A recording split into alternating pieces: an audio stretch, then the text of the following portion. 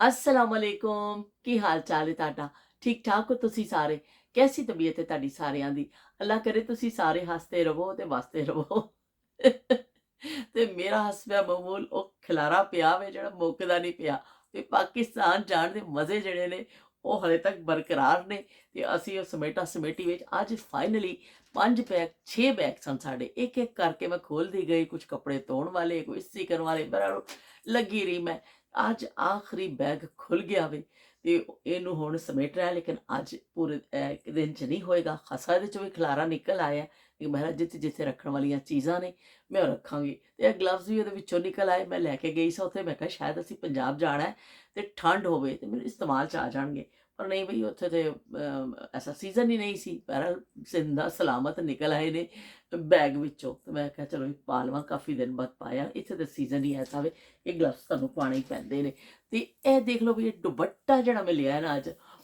ਇਹ ਮੈਂ ਉੱਥੋਂ ਖਰੀਦਿਆ ਸੀ ਪਾਕਿਸਤਾਨ ਤੋਂ ਮੈਨੂੰ ਬੇਇੰਤਹਾ ਅੱਛਾ ਲੱਗਿਆ ਕੁਝ ਲੋਕ ਜਿਹੜੇ ਜਾਣਦੇ ਹੋਣਗੇ ਕਿ ਉਹ ਇਹ ਜਿਹੜੇ ਮੋਤੀ ਇਸ ਸਟਾਈਲ ਦੇ ਜਿਹੜੇ ਲੱਗੇ ਹੋਏ ਦੁਪੱਟੇ ਪਹਿਲੇ ਜ਼ਮਾਨੇ 'ਚ ਕਾਫੀ ਪੁਰਾਣਾ ਫੈਸ਼ਨ ਸੀ ਵਿੱਚ ਦੋ ਚਾਰ ਦਫਾ ਆਇਆ ਵੀ ਫਿਰ ਚਲਾ ਗਿਆ ਫਿਰ ਆਇਆ ਫਿਰ ਚਲਾ ਗਿਆ ਕਿ ਇਹ ਜਿਹੜਾ ਦੁਪੱਟੇ ਨੇ ਬੜੇ ਫੈਸ਼ਨ 'ਚ ਸਨ ਤੇ ਮੈਨੂੰ ਇੱਕਦਮ ਮੈਂ ਇੱਕ ਦਿਨ ਬਾਜ਼ਾਰ ਗਈ ਤੇ ਮੇਰੀ ਨਜ਼ਰ ਪੈ ਗਈ ਮੈਨੂੰ ਬੜਾ ਅੱਛਾ ਲੱਗਿਆ ਮੈਂ ਉਹਨੂੰ ਕਿਹਾ ਕਿ ਬਈ ਇਹ ਮੈਨੂੰ ਦੁਪੱਟਾ ਦੇ ਦੇ ਤੇ ਬਹਰਹਾਲ ਇਹ ਮੈਂ ਦੁਪੱਟਾ ਉੱਥੋਂ ਲੈ ਲਿਆ ਤੇ ਬੜਾ ਅੱਛਾ ਵੇ ਉਹਨੇ ਕਿਹਾ ਕਿ ਵੀ ਇਹ ਜਿਹੜੇ ਨੇ ਪਿੰਨ ਦੇ ਨਾਲ ਹੋਏ ਨੇ ਅੰਦਰ ਮੋਤੀ ਜਿਹੜੇ ਲੱਗੇ ਨੇ ਉਹਦੇ ਨਾਲ ਨਹੀਂ ਚਿਪਕਾਏ ਹੋਏ ਜਿਹੜੇ ਗਮ ਦੇ ਨਾਲ ਚਿਪਕਾਉਂਦੇ ਨੇ ਇਹ ਪਿੰਨ ਦੇ ਨਾਲ ਅਟੈਚ ਹੋਏ ਨੇ ਤੇ ਖਰਾਬ ਵੀ ਨਹੀਂ ਹੋਏਗਾ ਔਰ ਬੜਾ ਤਾਂ ਉਹਨੇ ਕਿਹਾ ਵੀ ਸਨਾ ਸਫੀਨਾ ਦਾ ਦੁਪੱਟਾ ਹੋਵੇ ਮੈਂ ਕਿਹਾ ਚਲੋ ਜਿਹਦਾ ਵੀ ਹੈਗਾ ਤੂੰ ਮੈਨੂੰ ਦੇ ਦੇ ਤੇ ਮੈਨੂੰ ਬੜਾ ਅੱਛਾ ਲੱਗਿਆ ਤੇ ਇਸ ਤਰ੍ਹਾਂ ਫਿਰ ਮੈਂ ਦੁਪੱਟਾ ਲੈ ਲਿਆ ਅੱਜ ਮੈਂ ਬੈਗ ਖੋਲਿਆ ਨਾ ਤੇ ਮੈਨੂੰ ਕਿਉਂਕਿ ਮੇਰੇ ਕੋਲ ਸ਼ਰਟ ਤੇ ਮੇਰੇ ਕੋਲ ਪਈ ਸੀ ਆ ਦੇਖ ਲਓ ਮੈਂ ਤੁਹਾਨੂੰ ਦੱਸਿਆ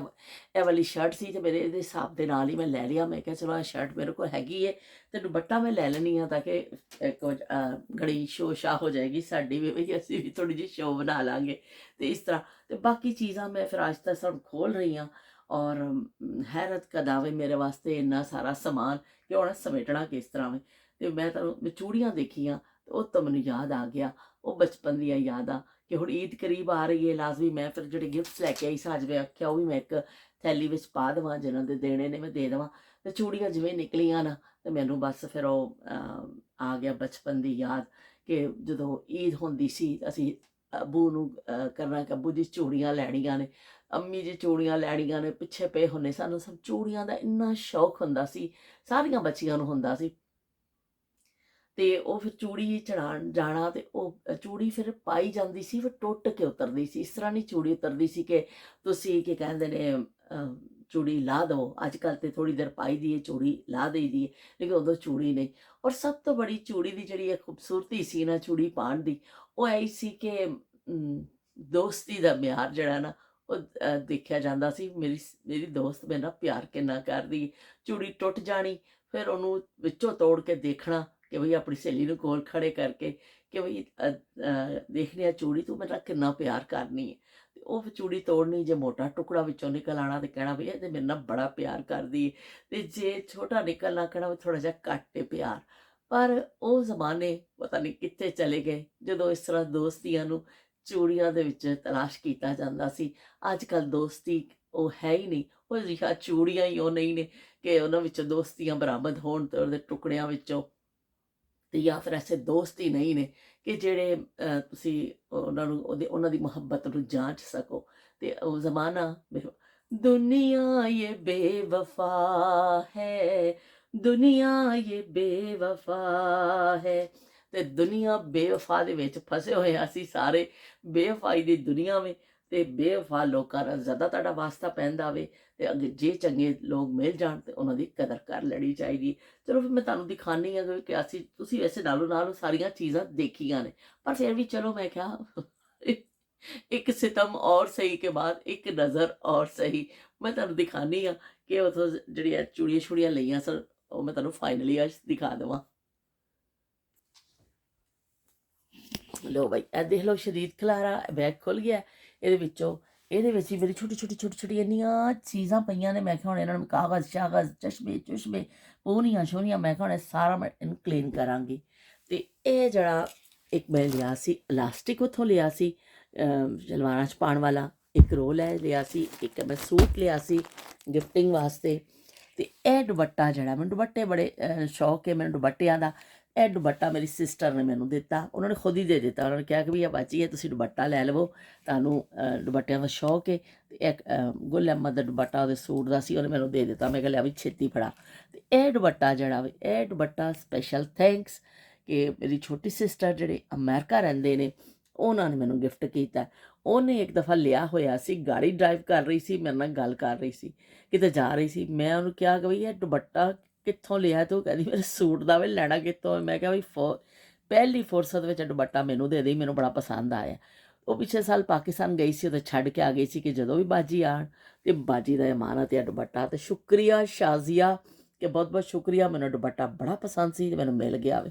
ਕਹਿੰਦੇ ਨੇ ਲਗਨ ਸੱਚੀ ਹੋ ਤੇ ਤੁਹਾਨੂੰ ਜਿਹੜਾ ਤੁਸੀਂ ਮੰਜ਼ਿਲ ਪਾ ਹੀ ਲੈਂਦੇ ਹੋ। ਲੋ ਵੀ ਇੱਕ ਸ਼ਰਟ ਰਹਿ ਗਈ ਸੀ ਵਿੱਚ, ਮੈਨੂੰ ਯਾਦ ਹੀ ਨਹੀਂ ਸੀ।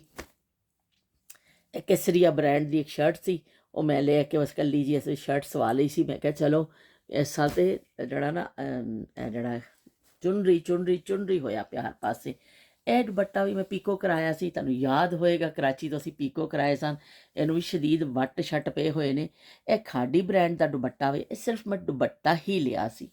ਅਤੇ ਇਹਨੂੰ ਮੈਂ ਜਿਹੜਾ ਨਾ ਕੀ ਕਹਿੰਦੇ ਹੁਣ ਇਹਨੂੰ ਇਸਤਰੀ ਕਰਾਂਗੀ। ਅਤੇ ਇਹ ਜਿਹੜਾ ਵਾ ਨਿਸ਼ਾਤ ਦਾ ਮੈਂ ਲਿਆ ਸੀ ਦੁਪੱਟਾ, ਇਹਨੂੰ ਮੈਂ ਕਰਾਚੀ ਤੋਂ ਇਹ ਜਿਹੜੀ ਲਗਵਾਈ ਹੈ ਲੈਸ, ਮੈਂ ਕੀ ਕਹਿੰਦੇ ਹੁਣ ਇਹਨੂੰ ਵੀ ਲਵਾਂਗੀ।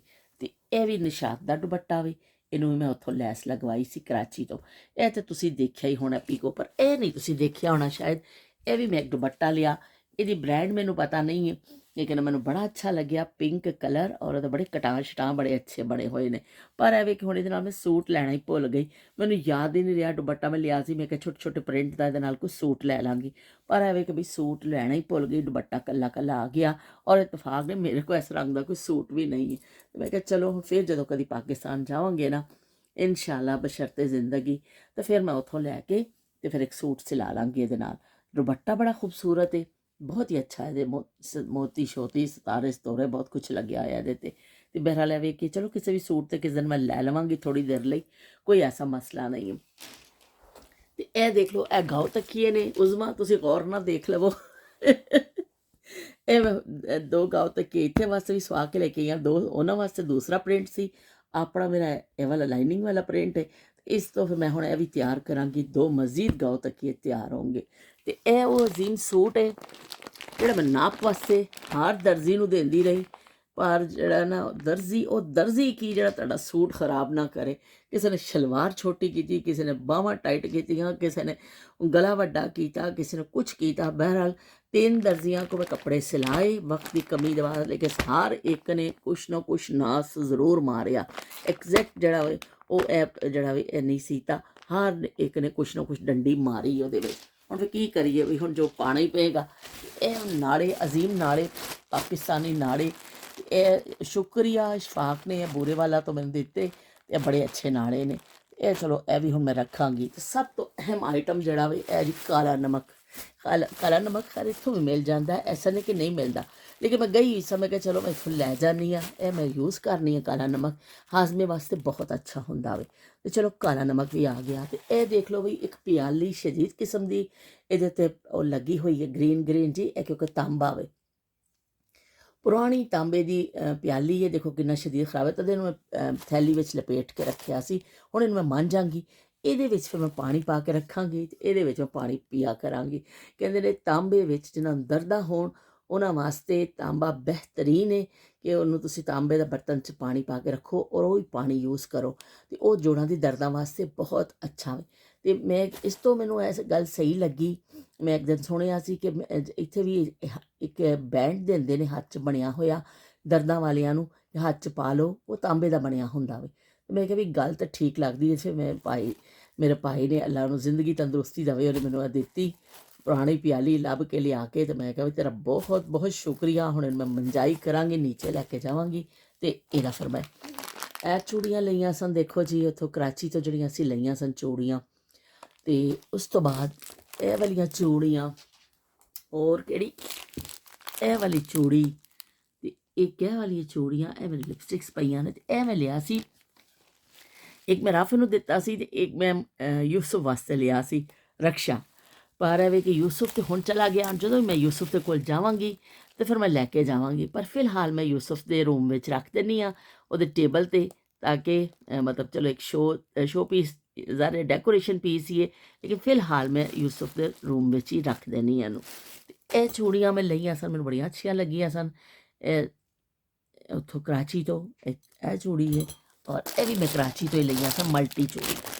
ਇਹ ਵੀ ਬੜੀਆਂ ਜ਼ਬਰਦਸਤ ਚੂੜੀਆਂ ਨੇ। ਇਹ ਖੁਮਾਸ਼ ਦਾ ਸੂਟ ਹੈ ਜਿਹੜਾ ਉਹਨੇ ਈਦ 'ਤੇ ਪਾਉਣਾ ਹੈ, ਮੈਂ ਲੈ ਕੇ ਆਈ ਹਾਂ। ਲੋ ਬਈ ਇਹ ਹੁਣ ਬੈਗ ਚਾਲੇ, ਇਹਦੇ 'ਚੋਂ ਸਮਾਨ ਮੈਂ ਕੱਢਣਾ ਵੇ। ਕੁਛ ਐਸੀਆਂ ਚੀਜ਼ਾਂ ਨੇ ਜਿਹੜਾ ਕਿਸੇ ਨੇ ਦਿੱਤੀਆਂ ਨੇ, ਕਿਸੇ ਦੀ ਅਮਾਨਤ ਨੇ, ਉਹ ਮੈਂ ਪਹੁੰਚਾਉਣੀਆਂ ਨੇ। ਤੇ ਬਈ ਇਹ ਦੇਖੋ ਸਾਰਾ ਖਲਾਰਾ ਸਮੇਟਣਾ। ਉਹ ਸਾਹਮਣੇ ਖਿੜਕੀ 'ਚ ਮੈਂ 3-4 ਸੂਟ ਇਸਤਰੀ ਕਰਕੇ ਰੱਖੇ ਨੇ, ਔਰ ਤੁਸੀਂ ਦੇਖੋ ਇੱਕ ਦਿਨ 'ਚ ਇਹ ਸਾਰਾ ਖਲਾਰਾ ਸਮੇਟਿਆ ਨਹੀਂ ਜਾਏਗਾ।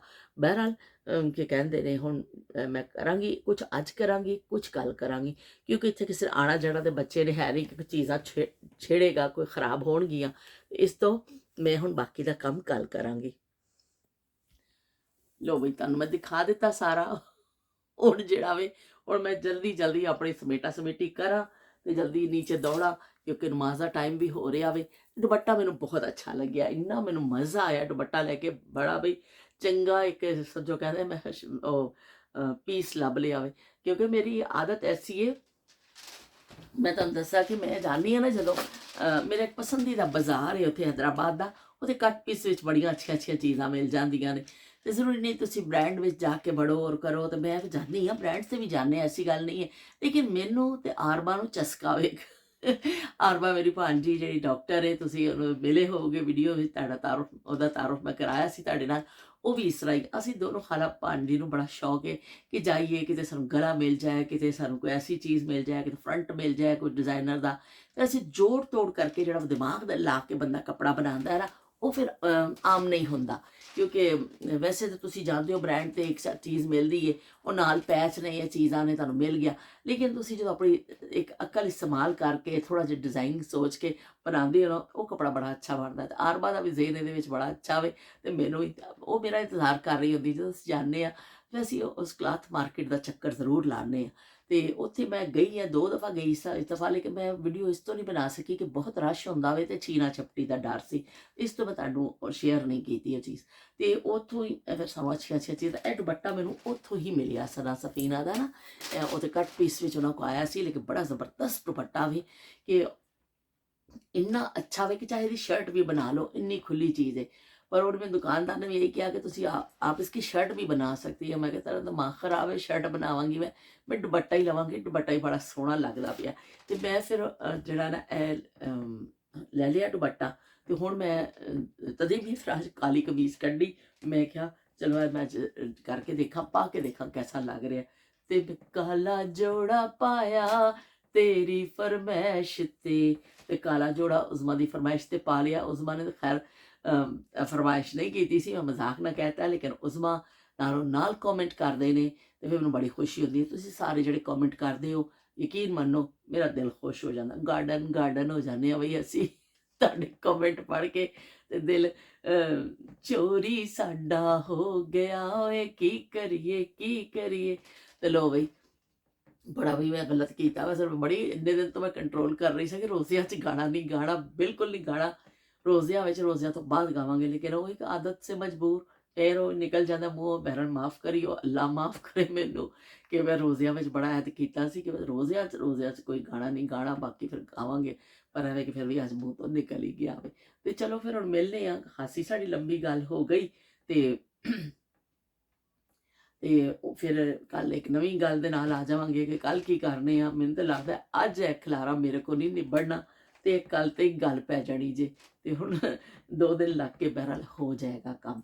ਤੇ ਫਿਰ ਇੱਕ ਦਫਾ ਚੂੜੀਆਂ ਦੀ ਆਪਣੇ ਕਰ ਲੈਂਦੇ ਆ ਕਿ ਦੋਸਤੀ ਦੀ ਨਿਸ਼ਾਨੀ ਚੂੜੀਆਂ ਹੁੰਦੀਆਂ ਸਨ, ਸਹੇਲੀਆਂ ਨੂੰ ਵੀ ਦੇਣਾ ਤੇ ਆਪ ਵੀ ਪਾਣਾ। ਤੇ ਉਹ ਬਚਪਨ ਦੀਆਂ ਯਾਦਾਂ ਉਹਦੇ ਵਿੱਚ ਮੈਂ ਖੋ ਜਾਂਦੀ ਹਾਂ। ਤੇ ਕੋਈ ਐਸੀ ਮਸ਼ੀਨ ਬੜੀ ਨਹੀਂ ਹੈ ਜਿਹੜੀਆਂ ਯਾਦਾਂ ਨੂੰ ਤੁਹਾਡੇ ਹਾਫਜ਼ਿਆਂ ਚੋਂ ਕੱਢ ਸਕੇ। ਉਹ ਯਾਦਾਂ ਤੁਹਾਨੂੰ ਤੁਹਾਡੇ ਨਾਲ ਕਬਰ 'ਚ ਜਾਂਦੀਆਂ ਨੇ, ਉਹ ਯਾਦਾਂ ਤੁਹਾਨੂੰ ਕੀ ਕਹਿੰਦੇ ਨੇ ਪਰੇਸ਼ਾਨ ਕਰਦੀਆਂ ਨੇ, ਕਦੀ ਤੁਹਾਨੂੰ ਖੁਸ਼ੀ ਦੇ ਜਾਂਦੀਆਂ ਨੇ, ਕਦੀ ਤੁਹਾਨੂੰ ਪਰੇਸ਼ਾਨ ਕਰ ਜਾਂਦੀਆਂ ਨੇ। ਬਹਰਹਾਲ ਯਾਦਾਂ ਤੇ ਯਾਦਾਂ ਹੀ ਹੁੰਦੀਆਂ ਨੇ। ਉਸਮਾਂ ਨੇ ਇੱਕ ਦਿਨ ਕਿਹਾ ਕਿ ਬਾਜੀ ਈਦ ਵਾਲਾ ਦਿਨ ਮੇਰਾ ਗੁਜ਼ਰਦਾ ਵੇ ਰੋਂਦੇ ਹੋਏ ਕਿ ਪੈਰੈਂਟਸ ਦੀ ਵਜ੍ਹਾ ਦੇ ਨਾਲ। ਤੇ ਇਸ ਤਰ੍ਹਾਂ ਹੀ ਹੁੰਦਾ ਹੈ, ਉਸਮਾਂ ਜਾਣ ਵਾਲੇ ਚਲੇ ਜਾਂਦੇ ਨੇ, ਫਿਰ ਉਹਨਾਂ ਦੀ ਯਾਦਾਂ ਰਹਿ ਜਾਂਦੀਆਂ ਨੇ। ਕੁਛ ਦੁਨੀਆ ਤੋਂ ਚਲੇ ਜਾਂਦੇ ਨੇ, ਕੁਛ ਤੁਹਾਡੀ ਜ਼ਿੰਦਗੀਆਂ ਤੋਂ ਵੈਸੇ ਹੀ ਚਲੇ ਜਾਂਦੇ ਨੇ, ਨਿਕਲ ਜਾਂਦੇ ਨੇ ਤੁਹਾਡੀ ਜ਼ਿੰਦਗੀਆਂ 'ਚੋਂ। ਬਹਰਹਾਲ ਹੈ ਵੀ ਕੋਈ ਯਾਦਾਂ ਤੇ ਯਾਦਾਂ ਹੀ ਰਹਿੰਦੀਆਂ। ਬਾਜ਼ ਲੋਕ ਜ਼ਿੰਦਾ ਹੁੰਦੇ ਵੀ ਸਾਡੇ ਕੋਲੋਂ ਵਿਛੜ ਜਾਂਦੇ ਨੇ, ਅਸੀਂ ਉਹਨਾਂ ਨੂੰ ਢੂੰਡਦੇ ਹਾਂ ਦੁਨੀਆ ਦੇ ਹਜੂਮ ਵਿੱਚ, ਪਰ ਉਹ ਮਿਲਦੇ ਨਹੀਂ ਨੇ। ਬਹਰਹਾਲ ਦੁਨੀਆ ਇਸੀ ਕਾ ਨਾਮ ਹੈ। ਤੇ ਫਿਰ ਮਿਲਨੇ ਆ ਇੱਕ ਨਵੀਂ ਗੱਲ ਦੇ ਨਾਲ, ਨਵੀਂ ਯਾਦ ਦੇ ਨਾਲ। ਅੱਲਾ ਹਾਫਿਜ਼ ਤੇ ਰੱਬ ਰਾਖਾ।